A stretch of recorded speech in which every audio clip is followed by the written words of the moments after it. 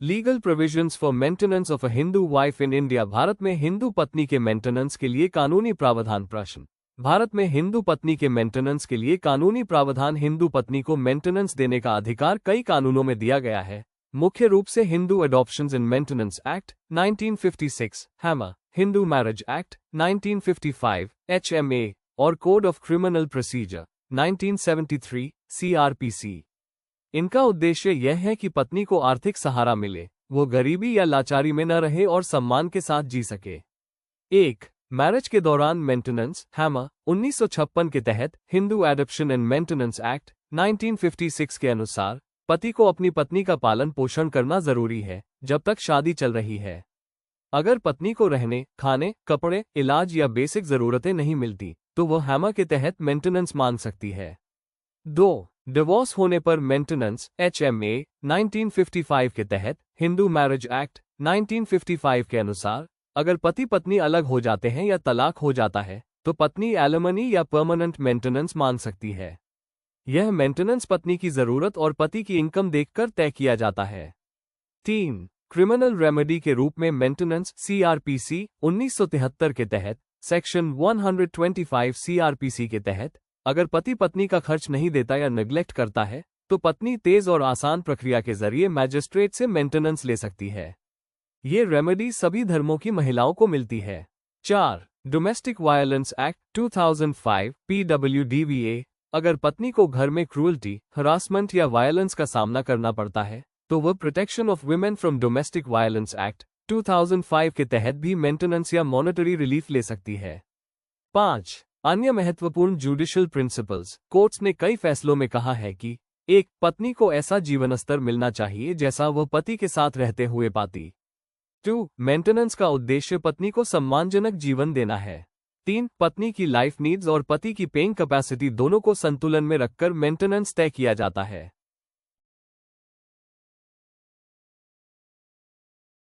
Legal provisions for maintenance of a Hindu wife in India. I maintenance during marriage, HAMA, 1956 के तहत Hindu adoption and maintenance act 1956, Hindu personal law section 18, wife का maintenance पाने का अधिकार। एक Hindu wife को अपने पति से अपनी पूरी उम्र में मेंटेनेंस पाने का अधिकार है। शर्तें: वो लीगली मैरिड वाइफ होनी चाहिए, इसमें माइनर वाइफ भी शामिल है। वो अपने पति के प्रति चेस्ट, वफादार होनी चाहिए। सिचुएशंस जब पत्नी अलग रहकर भी मेंटेनेंस पा सकती है। सेक्शन 18(2) पत्नी निम्न स्थितियों में पति से अलग रहते हुए भी मेंटेनेंस मांग सकती है: अगर पति ने उसे डेजर्ट कर दिया हो या दूसरी पत्नी को मेंटेन कर रहा हो, अगर पति ने उसके साथ क्रूअल्टी, फिजिकल या मेंटल की हो, अगर पति को विरुलेंट लेप्रेसी हो, अगर पति की कोई अदर वाइफ लिविंग हो, अगर पति concubine is a woman in an extramarital relationship with no legal status को घर में रखता हो, अगर पति ने कन्वर्शन करके हिंदू धर्म छोड़ दिया हो, कोई भी जस्टिफाइबल कॉज यानी ऐसा उचित कारण जो पत्नी को अलग रहने का अधिकार दे। मेंटेनेंस में क्या क्या शामिल है? सेक्शन 3(b) हैमा, मेंटेनेंस में निम्न सभी चीजें शामिल होती है: फूड, खाना, क्लोथिंग, कपड़े, रेजिडेंस, रहने की जगह, मेडिकल ट्रीटमेंट, इलाज, एजुकेशन, बच्चों की पढ़ाई, बच्चों की शादी के लिए रीजनेबल एक्सपेंसेस, पत्नी के फिजिकल और मेंटल वेलबींग के लिए जरूरी सारी सुविधाएं। Legal provisions for maintenance of a Hindu wife in India. Section 19, window daughter in law, विधवा बहू का मेंटेनेंस। एक विडो डॉटर इन लॉ, विधवा बहू, अपने ससुर, फादर इन लॉ से मेंटेनेंस मांग सकती है केवल तब जब, शर्तें, उसके पास अपना कोई साधन न हो जिससे वो अपना खर्च चला सके, वो नीचे दिए स्रोतों से मेंटेनेंस नहीं ले पा रही हो, अपने माता पिता, बच्चों से या अपने हस्बैंड्स एस्टेट, पति की छोड़ी संपत्ति से। अमाउंट ऑफ मेंटेनेंस कैसे तय होता है? सेक्शन 23, कोर्ट मेंटेनेंस की राशि तय करते समय इन बातों का ध्यान रखती है: दोनों पक्षों की पोजीशन, स्टेटस, क्लेमेंट, पत्नी, बहू की रीजनेबल वांट्स, जरूरी जरूरतें, रिस्पोंडेंट, पति, ससुर की इनकम, प्रॉपर्टी मेंटेनेंस पाने के हकदार, अन्य डिपेंडेंट्स की संख्या, जरूरी आवश्यकताएं, फूड, खाना, क्लोथिंग, कपड़े, रेजिडेंस, रहने की व्यवस्था, एजुकेशन, मेडिकल एक्सपेंसेस, इलाज का खर्च। सेक्शन 24, वाइफ के पास सेपरेट प्रॉपर्टी होने पर भी मेंटेनेंस का हक रहता है। अगर पत्नी के पास थोड़ी बहुत अपनी प्रॉपर्टी है तो भी वो मेंटेनेंस मांग सकती है जब तक उस प्रॉपर्टी से होने वाली आय उसकी जरूरतें पूरी नहीं कर पाती। Legal provisions for maintenance of a Hindu wife in India too. Maintenance upon divorce, under HMA, 1955. Hindu marriage act 1955 के तहत तलाक या विवाह खत्म होने के बाद पत्नी पति मेंटेनेंस मांग सकते हैं।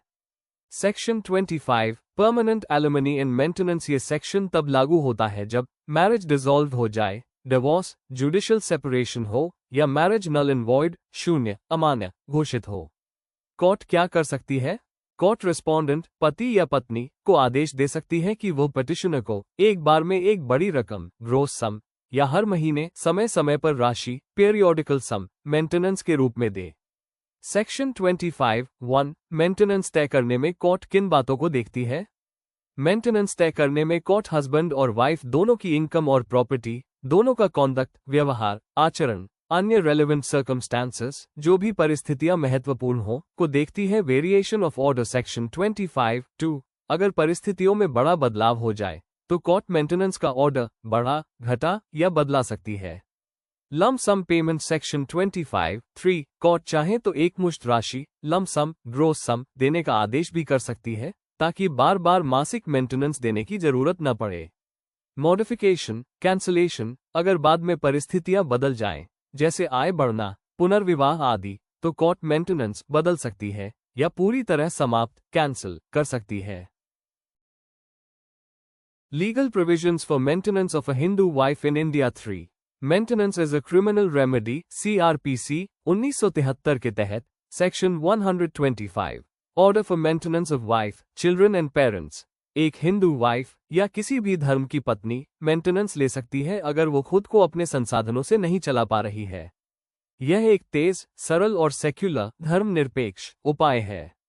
कौन मेंटेनेंस मांग सकता है? वाइफ, जिसमें डिवोर्स्ड वाइफ भी शामिल है, बशर्ते वह दोबारा शादी न की हो, legitimate, illegitimate minor children, legitimate, illegitimate major children, अगर शारीरिक, मानसिक रूप से अक्षम हो, पेरेंट्स जो खुद को नहीं चला सकते। वाइफ के लिए शर्तें। वाइफ सेक्शन 125 के तहत तब मेंटेनेंस पा सकती है जब हस्बैंड के पास पर्याप्त मीन्स साधन आय हो, वाइफ खुद अपना गुजारा नहीं कर पा रही हो, हस्बैंड उसे जानबूझकर मेंटेन करने से मना करे या नेग्लेक्ट करे। मेंटेनेंस की राशि quantum of maintenance court maintenance की राशि तय करती है। 2001 अमेंडमेंट के बाद अब कोई अधिकतम सीमा नहीं है। कोर्ट राशि तय करते समय देखती है पति की इनकम और अर्निंग कैपेसिटी, पति पत्नी की स्टेटस और लाइफस्टाइल, वाइफ की रीजनेबल नीड्स, इन्फ्लेशन, महंगाई, कॉस्ट ऑफ लिविंग, कितने डिपेंडेंट्स हैं, दोनों पक्षों का कॉन्डक्ट व्यवहार। मेंटेनेंस इतनी होनी चाहिए कि पत्नी अपने स्टेटस के अनुसार सम्मानजनक जीवन जी सके। एनफोर्समेंट कानूनी कार्यवाही अगर हस्बैंड मेंटेनेंस नहीं देता तो कोर्ट उसे 1 महीने तक की जेल दे सकती है हर 1 महीने के डिफॉल्ट पर। When wife is not entitled, Section 125(4) एक पत्नी मेंटेनेंस नहीं ले सकती यदि वो अडल्टरी में रह रही हो, किसी और पुरुष के साथ संबंध सिद्ध होने पर वह बिना पर्याप्त कारण के पति के साथ रहने से मना करे, पति पत्नी आपसी सहमति म्यूचुअल कॉन्सेंट से अलग रह रहे हों।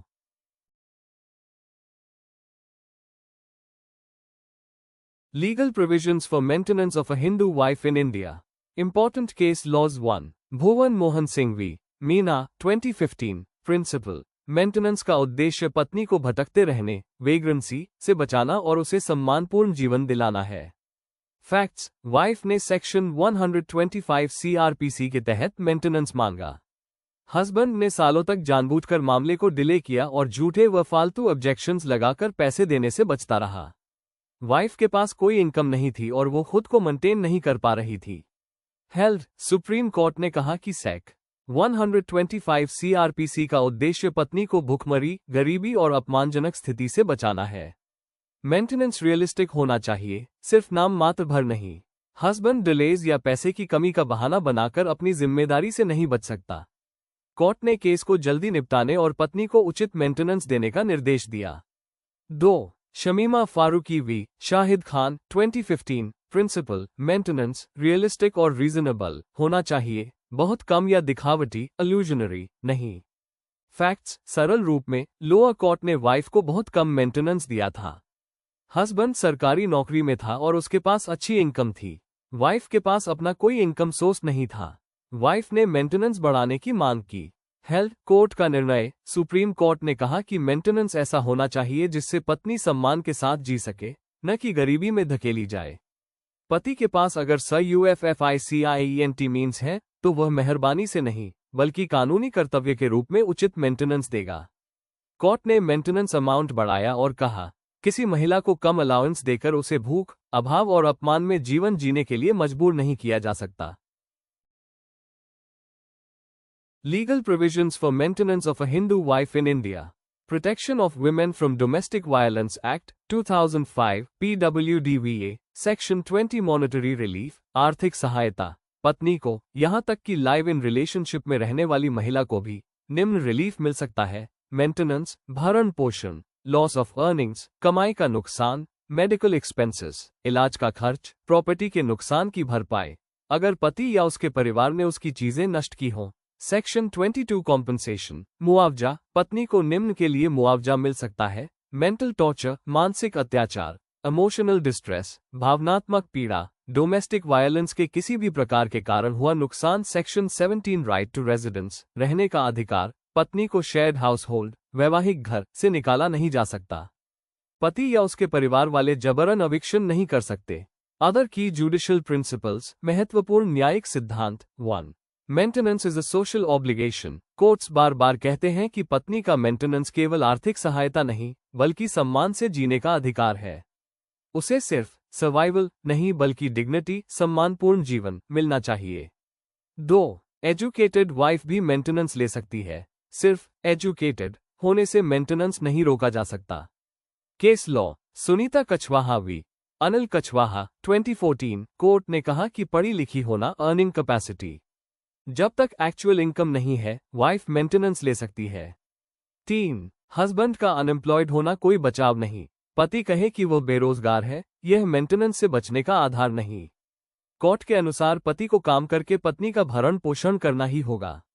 केस लॉ, चतुर्भुज वी सीताबाई 2008। हस्बैंड की एबिलिटी टू अर्न भी सफिशिएंट मीन्स मानी जाती। Legal provisions for maintenance of a Hindu wife in India. की प्रिंसिपल्स और डिस्टिंक्शंस, मुख्य सिद्धांत और अंतर। ओवरलैपिंग ज्यूरिसडिक्शन, एक से ज्यादा कानूनों के तहत दावा। पत्नी एक साथ हैमर, HMA डिवोर्स के बाद और CRPC तीनों के तहत मेंटेनेंस मांग सकती है, लेकिन एक ही समय अवधि के लिए डबल मेंटेनेंस नहीं मिल सकता। मतलब 2 जगह से एक ही महीने का मेंटेनेंस नहीं ले सकती। 2. बर्डन ऑफ प्रूफ, सबूत देने की जिम्मेदारी। पत्नी को साबित करना होता है कि उसकी वैध शादी हुई है और वो खुद को मेंटेन नहीं कर सकती। पति अपनी तरफ से यह साबित कर सकता है। डिफेंसेस, पत्नी अडल्टरी में रह रही है। पत्नी ने बिना कारण डिजर्शन किया, छोड़कर चली गई। पत्नी अनचेस्ट है, HAMA में लागू। CRPC में डिफेंसेस और कड़े होते हैं, जैसे पत्नी अडल्टरी में रह रही है, पत्नी बिना सफिशिएंट रीजन के पति के साथ रहने से मना कर रही है। 3. क्वांटम, मेंटेनेंस की राशि तय करने का तरीका। HAMA में मेंटेनेंस की राशि ज्यादा होती है और कोर्ट पार्टीज की स्टेटस, लाइफस्टाइल, इनकम, जरूरतें को ध्यान में रखकर रकम तय करता है। CRPC का उद्देश्य बेसिक सब्सिस्टेंस, बुनियादी जीवन यापन देना है, इसलिए राशि अपेक्षाकृत कम होती है। 4. स्कोप, प्रयोजन क्षेत्र। HAMA केवल हिंदुओं पर लागू होते हैं। CRPC सभी धर्मों पर लागू होता है, सेक्युलर रेमेडी। 5. पर्पस, उद्देश्य। इन सभी कानूनों का मुख्य उद्देश्य है पत्नी को बेघर, वंचित या वाग्रिंट, भटकती हुई होने से बचाना, उसे सम्मान के साथ जीने के लिए सहायता देना, पति की कानूनी और सामाजिक जिम्मेदारी को सुनिश्चित करना कि वह अपनी डिपेंडेंट पत्नी का भरण पोषण करे।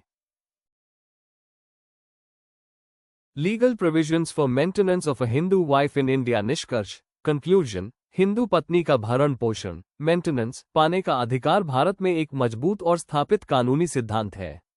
कई कानून, CRPC 125, हैमर 1956, HMA 1955 और protection of women from domestic violence act 2005 PWDVA एक साथ मिलकर यह सुनिश्चित करते हैं कि पत्नी आर्थिक रूप से असुरक्षित न रहे।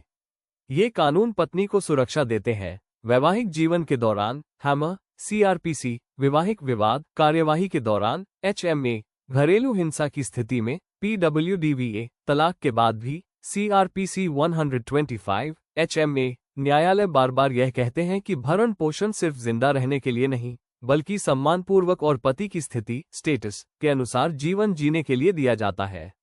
अदालतों ने यह भी स्पष्ट किया है कि पत्नी पढ़ी लिखी होने या पति के अस्थायी बेरोजगार होने से पत्नी का मेंटेनेंस दावा खत्म नहीं होता। हालांकि अलग अलग कानूनों में दावे किए जा सकते हैं, लेकिन दोहरे भरण पोषण की अनुमति नहीं है। भरण पोषण की राशि पत्नी की जरूरत, पति की आय क्षमता और जीवन स्तर को देखकर तय की जाती है। समग्र रूप से ये पूरा कानूनी ढांचा ये सुनिश्चित करता है कि हिंदू पत्नी लाचार या आर्थिक रूप से निर्भर न छोड़ी जाए और वह सम्मान तथा सुरक्षा के साथ जीवन जी सके। ये भारतीय समाज और कानून की उसके कल्याण के प्रति मजबूत प्रतिबद्धता को दर्शाता है।